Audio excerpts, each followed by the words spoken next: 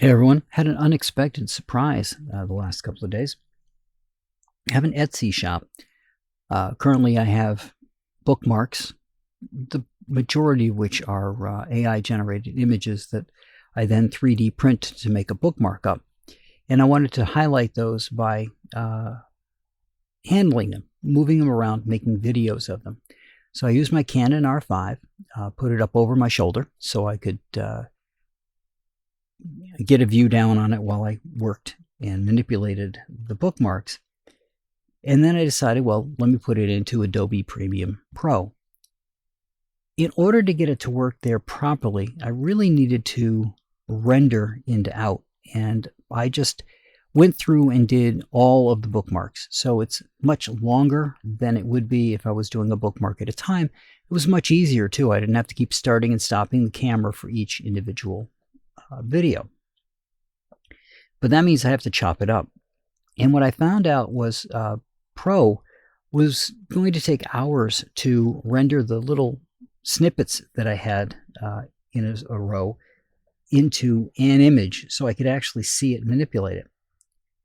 But it occurred to me, well, I haven't used Premium Rush in a while. What would that do? And Premium Rush didn't require me to do much of anything.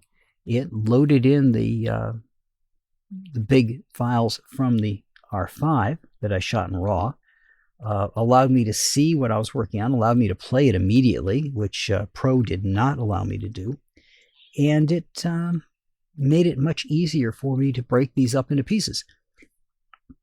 I could still do my preset. I could still remove the background noise because there was no sound on these. So I could take that off. I could turn it into a square format. Now, it's not 100% of where I need to be, but I now have an MP4 that I can then turn into Pro and manipulate it anything more that I want to do with it. But now it'll manipulate easier because it's not the original raw Canon R5 footage. And now I'm not sure why that would be, but it is much easier to manipulate using Rush. So the way you go about it is you create a project, and you're just going to keep reusing the project. Then you go through and put your load your video in, because the project requires you to load a video on start, right?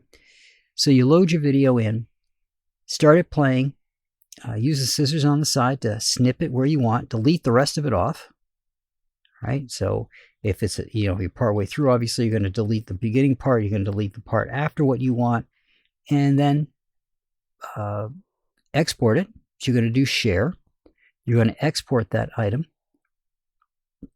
Instead of being sequence 1, give it a good name. Change where it's going to save so it's in the folder that you want it, and export it. Quick and easy. Time consuming, obviously, when I did it this way. I saved time on the front end, but not on the back end, because on the front end, I could just stack up my bookmarks. I have quite a few. They're not all going to be on the site at once, so I've got a few that I can rotate in, and I can put those bookmarks in front of the camera, do the video, and then move on to the next bookmark. So a quick assembly line type thing, right?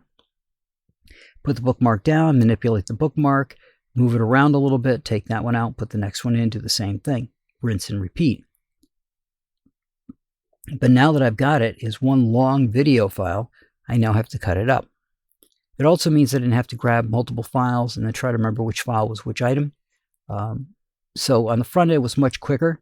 On the back end, it's taking me a little bit more time to go through all of the individual little footages that I've got. But I found it rather interesting that Premium Rush would be able to work with that file format so much more cleanly than Premiere Pro. So what I would recommend to you guys, if you need to do it now, Premium Rush is just going to save it as an MP4. You get very little options there. What you're going to get is an MP4.